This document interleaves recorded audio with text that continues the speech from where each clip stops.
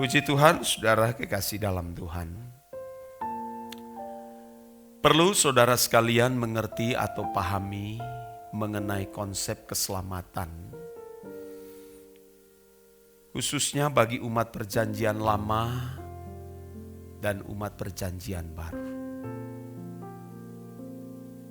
Konsep keselamatan ini berbeda, saudara.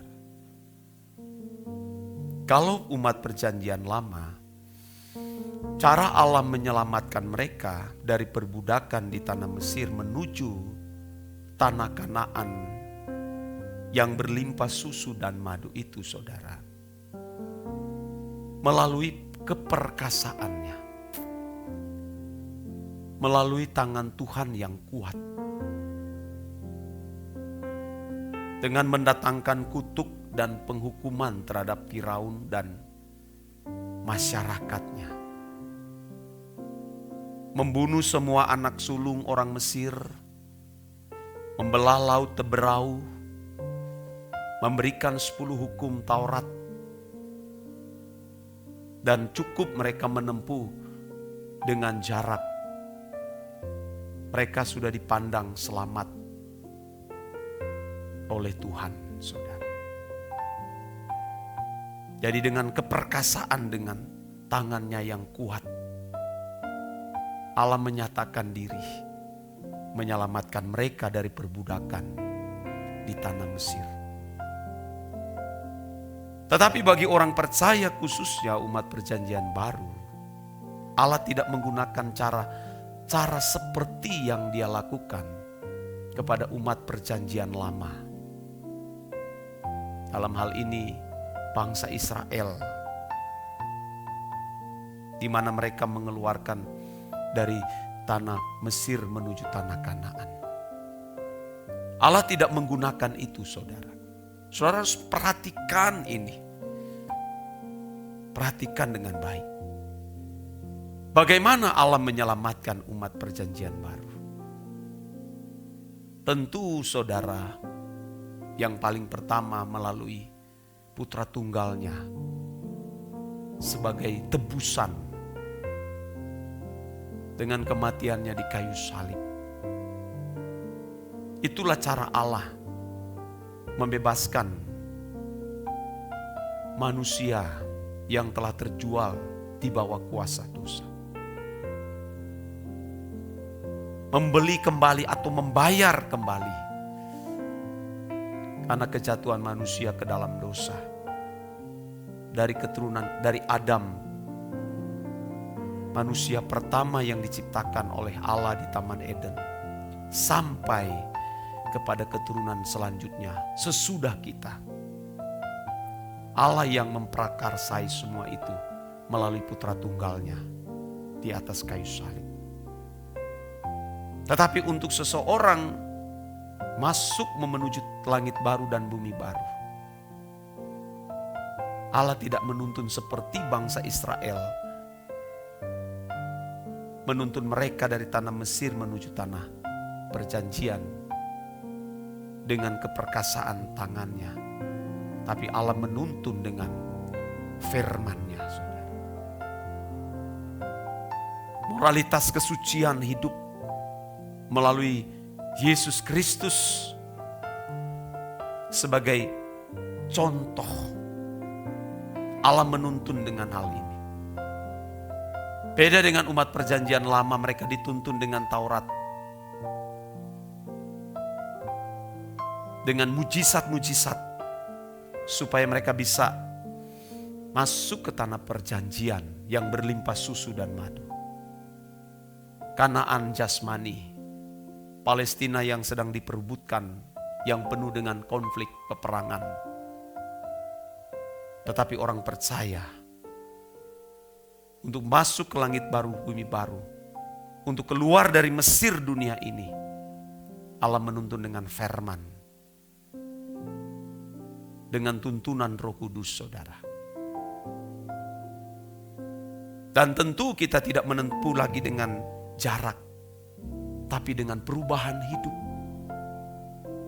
Perubahan hidup macam apa? Perubahan hidup seperti Kristus. Baru mereka dilayakkan masuk menjadi anggota keluarga kerajaan Allah yang layak untuk mewarisi tanah perjanjian yang kekal. Jadi saudara harus memperhatikan akan hal ini. Makanya khotbah kita beda. Tadi malam saya Bible study, pendalaman Alkitab di kota Manado. Jadi Bapak Ibu Saudara yang berdomisili di Manado, saya akan membuka pelayanan di wilayah Manado. Saya akan buka saudara. Kita harus benar-benar menjadi seorang sprinter. Berlari begitu cepat untuk menyelamatkan banyak jiwa. Jangan maraton saudara. Karena perubahan dunia ini begitu cepat. Ya, dunia makin fasik. Kuasa kegelapan tanpa istirahat 1x24 jam dia bekerja. Menjatuhkan banyak orang. Menyeret jiwa-jiwa masuk ke api kekal. Lalu kita hanya menjadi pelari yang maraton lambat. Tapi kita harus menjadi benar-benar seorang sprinter. Harus cepat berlari menyelamatkan banyak jiwa. Oleh sebab itu saudara terus mendukung. Saya berbicara mengenai apa yang saya khotbahkan ini. Khotbah kita harus beda. Tidak boleh khotbah seperti umat perjanjian lama yang orientasi berpikir hanya soal pemenuhan kebutuhan jasmani. Ya memang mereka layak untuk mendengar itu. Karena berkat mereka itu kelimpahan susu dan madu di tanah perjanjian yang fana. Tapi kalau umat perjanjian baru saudara, perubahan kodrat ini yang dibutuhkan. Maka kita tidak khotbah mengenai berkat-berkat jasmani. Karena itu semua itu dicari oleh bangsa-bangsa yang tidak mengenal Allah. Allah tahu bagaimana memelihara kita. Allah tahu bagaimana mencukupkan segala kebutuhan makan minum kita. Karena di dalam firman Tuhan jelas dikatakan, firman Tuhan di dalam kitab Ibrani dikatakan begini saudara. Saya cari ayat itu. Ini Ibrani 13 ayat 5. Janganlah kamu menjadi hamba uang dan cukupkanlah dirimu dengan apa yang ada padamu. Karena Allah telah berfirman, aku sekali-kali tidak akan membiarkan engkau dan aku sekali-kali tidak akan meninggalkan engkau. Tuh, cukupkanlah saudara. Bukan berarti lalu kita menjadi pesimis, pasif. Sudah tidak perlu berjuang keras untuk cari nafkah. Oh, kita harus cari nafkah sebanyak-banyak mungkin. Supaya melalui berkat jasmani kita bisa menjadi efektif melayani jiwa-jiwa. Karena tidak semua orang dipakai seperti saya yang bisa berkhotbah, memimpin doa pagi, pelayanan penginjilan. Tapi ada orang dipakai oleh Tuhan untuk bisa membagi berkat jasmani. Karena ada karunia namanya karunia membagi. Karunia memberi. Kita punya karunia yang berbeda-beda saudara. Semuanya itu kita gunakan untuk kepentingan kerajaan Allah. Makanya kalau sampai ada khotbah-khotbah yang berorientasi pada pemenuhan kebutuhan jasmani, saya sudah tidak tahu mau ngomong apa. Yang di YouTube ribut masalah perpuluhan. Waduh, itu kelas anak-anak. Kita sudah dituntut segenap hidup. Seluruh hidup kita milik Tuhan. Atau tidak usah sama sekali. Tuhan tidak membutuhkan 10%. Seluruh hidupmu milik Tuhan. Kita bukan konteks umat perjanjian lama. Tapi umat perjanjian baru, kamu ditebus melalui kematiannya di kayu salib. Dari ujung rambutmu sampai ujung kukumu itu milik Tuhan. Semua yang kita miliki itu milik Tuhan. Makanya Roma pasal 12 jelas. Persembahkan tubuhmu sebagai persembahan yang hidup kudus yang berkenan kepada Allah. itulah ibadahmu yang sejati. Kalau seseorang mempersembahkan seluruh hidup bagi Tuhan, apa artinya uang 100.000, uang 1 miliar, uang 1 triliun? Apa artinya itu? Tidak mungkin itu tidak turut ikut dipersembahkan. Tapi orang yang mempersembahkan uang belum tentu dapat mempersembahkan seluruh hidup. Hatinya belum tentu kepada Tuhan. Dia bisa memberi uang persembahannya bagi Tuhan, bagi pelayanan pekerjaan Tuhan. Tapi belum tentu hatinya. Tapi yang dibutuhkan Tuhan itu adalah hatimu terlebih dahulu. Kalau seseorang menyerahkan hati dan seluruh hidupnya bagi Tuhan, semuanya ikut akan dipersembahkan bagi Tuhan. Dan tidak akan pernah hitung-hitung lagi. Tujuan kita berbeda, saudara. Kalau kamu dibangkitkan bersama-sama dengan Kristus, carilah perkara-perkara yang di atas. Di mana Kristus ada, pikirkanlah perkara-perkara yang di atas. Orientasi berpikir semua kekekalan, saudara. Bukan menyangkut pemenuhan kebutuhan jasmani, itu kita selesaikan dengan tanggung jawab. Lebih daripada itu kita harus memperkarakan kodrat kami, kodrat kita, apakah sudah layak di hadapan Allah atau tidak. 2 Petrus pasal 3 ayat 13, dengan jelas firman Tuhan mengatakan, 2 Petrus 3 ayat 13-14, tetapi sesuai dengan janjinya, kita menantikan langit yang baru dan bumi yang baru.